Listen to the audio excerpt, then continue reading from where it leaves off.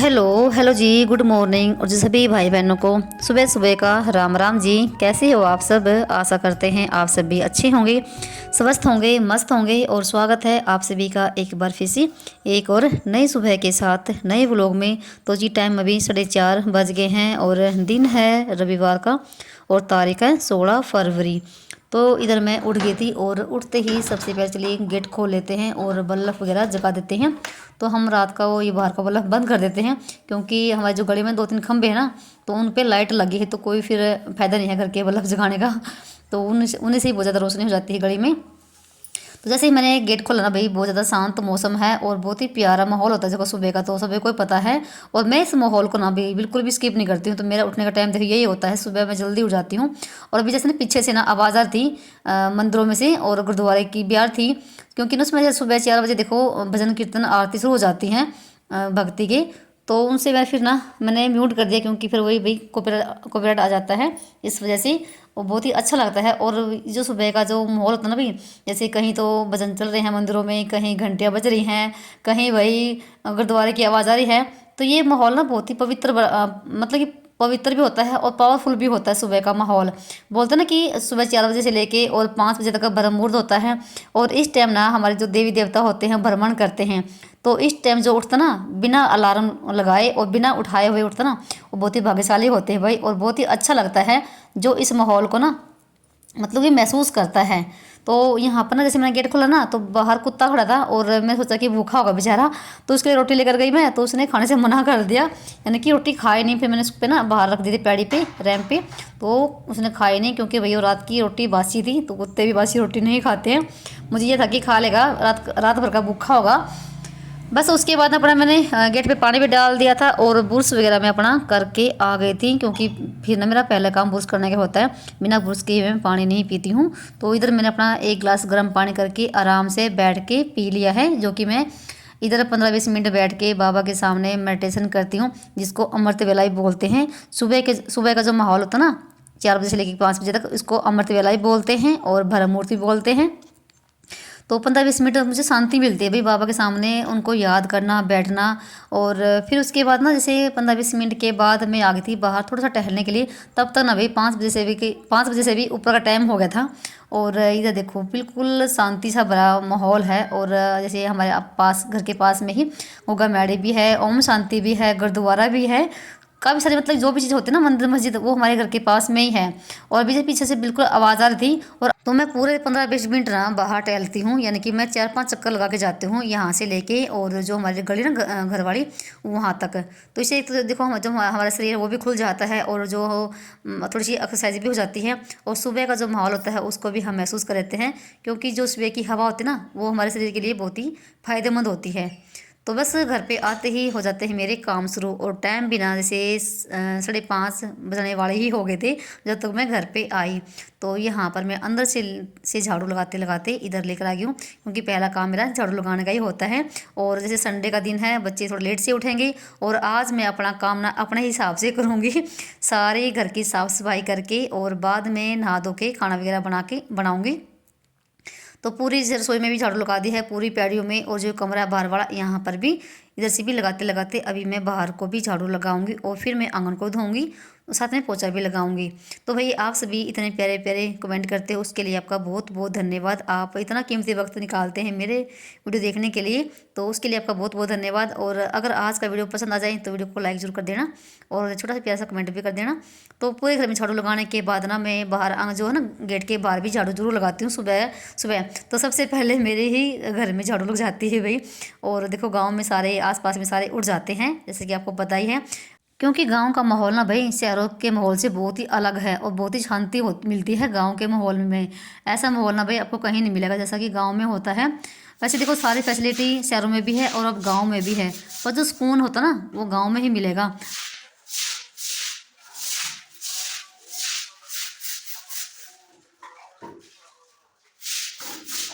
तो इधर बस झाड़ू लगाने के बाद ना पूरी गली में, और फिर मैंने आंगन को भी धुल दिया है। तो ये भी मेरा काम हो गया है। और जब तक मेरा ये काम ना झाड़ू पोछे का काम ना, तब तक भी पानी भी आ गया था। और अभी जैसे धोने के बाद ना फिर मैं पोछा भी लगाऊंगी साथ में ही। तो आज साफ़ सफाई का काम मैं पहले ही कर दूंगी, क्योंकि जिस दिन संडे होता है उस दिन मैं घर की साफ़ सफाई ना पहले ही कर देती हूँ।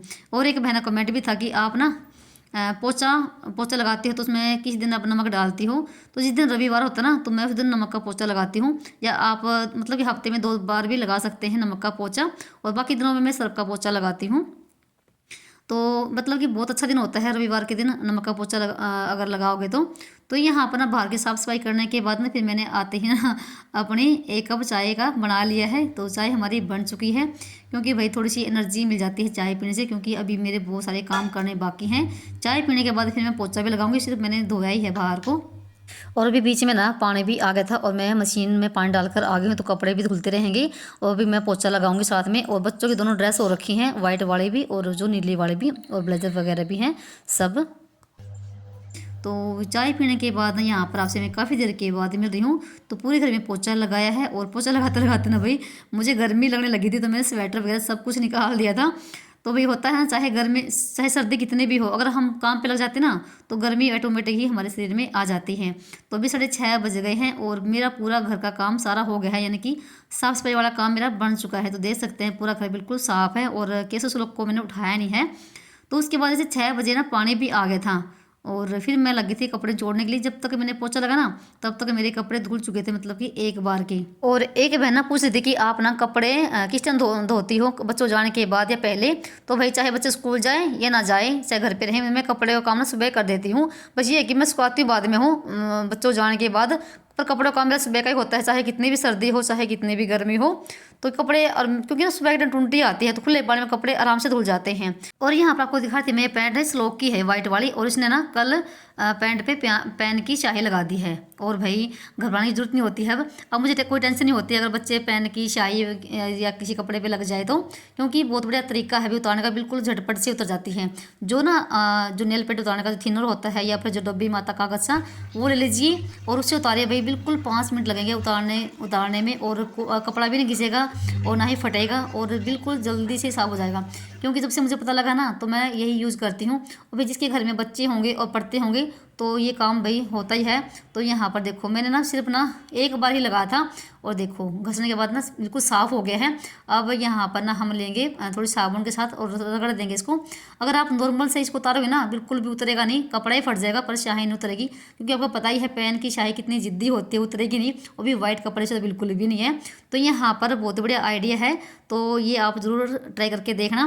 पहले भी इस लोग ने ना एक बेडशीट पे स्याही लगाई थी, तो भी मैंने यही यूज़ किया था और उतर गई थी बिल्कुल।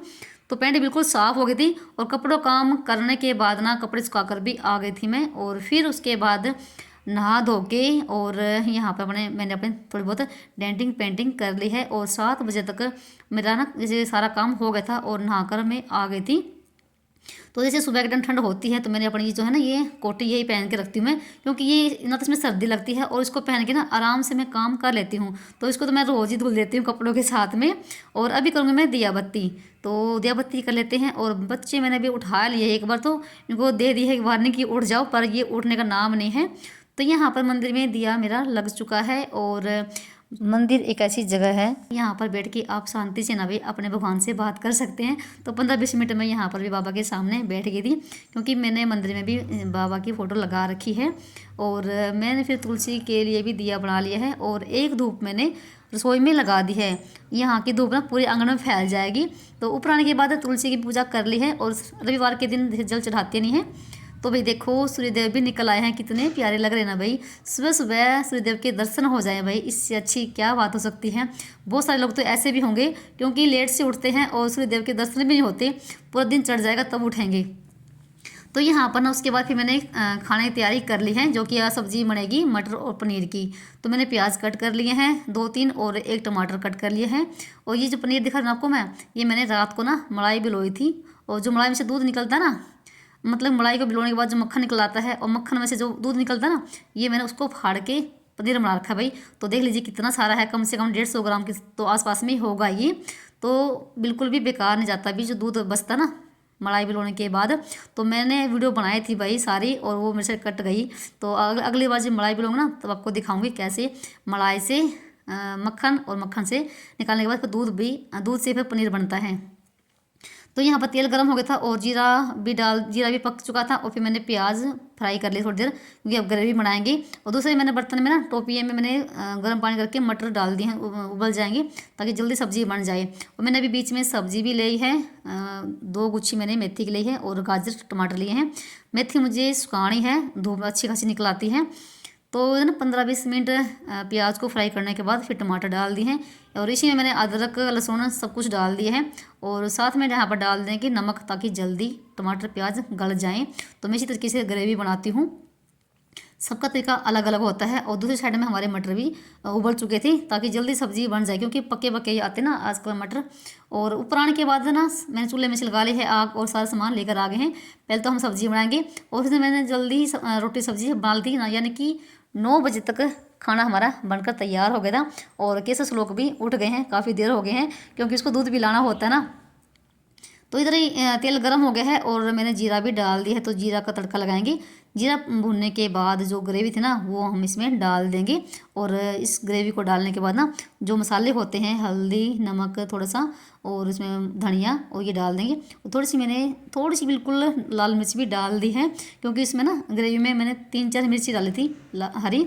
और इसको पकाने के बाद फिर मैं थोड़ी सी देगी मिर्च भी ऐड कर दी इसमें, ताकि थोड़ा सा कलर भी आ जाए, क्योंकि मटर पनीर की सब्ज़ी में थोड़ा सा कलर तो वही होना चाहिए ना, तभी ग्रेवी अच्छी लगती है और तरी वाली।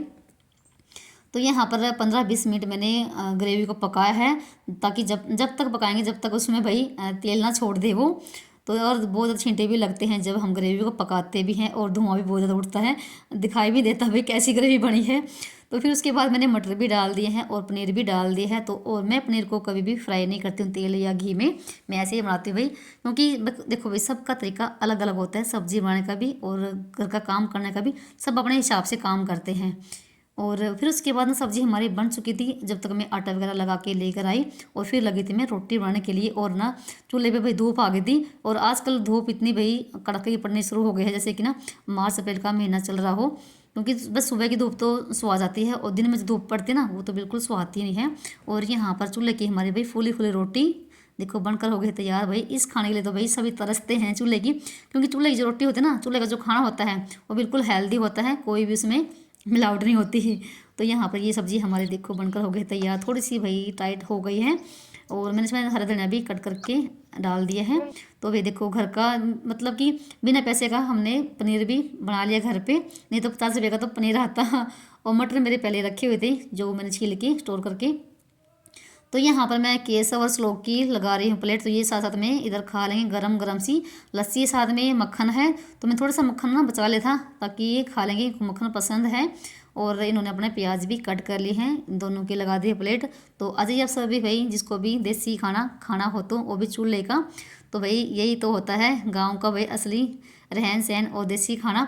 भले ही मेरे घर में भाई कितनी भी फैसिलिटी क्यों ना हो, जितने भी मैं खाना बना सकती हूँ, पर भाई मुझे ना चूल्हे का खाना बहुत ज़्यादा पसंद है। और जब मैं ऊपर खाना बनाती हूँ ना भाई, बहुत ज़्यादा चक्कर भी करते हैं मेरे ऊपर नीचे की, शाम सुबह लगती हूँ मैं, क्योंकि काम तो मेरा आधा ऊपर ही होता है। और मेरी ना आधी एक्सरसाइज तो मेरी ऐसी हो जाती है ऊपर नीचे के चक्कर लगाने में ही। तो रोटी मेरी बन चुकी थी, और अभी मैंने ना कढ़ाई में जो सब्जी थी उसको निकाल दिया दूसरे बर्तन में। और कढ़ाई को मांज के जो ये था ना मक्खन, इसको अभी हम इसका घी बना लेते हैं, यानी कि तैयार लेते हैं इसको।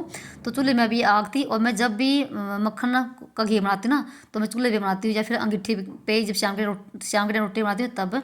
कभी भी गैस पे नहीं बनाती हूँ, क्योंकि भाई गैस थोड़ी लग जाती है ज़्यादा। और मैं हमेशा ही जो भी काम होता है मैं चूल्हे पे बनाने की कोशिश करती हूँ। जब तक मैं नीचे बर्तन वगैरह मांज के आई और रोटी वगैरह मैंने खाई, तो यहाँ पर देखो धीमी धीमी आंच पे ना हमारा घी बनना लग रहा है, और घी आ भी गया है।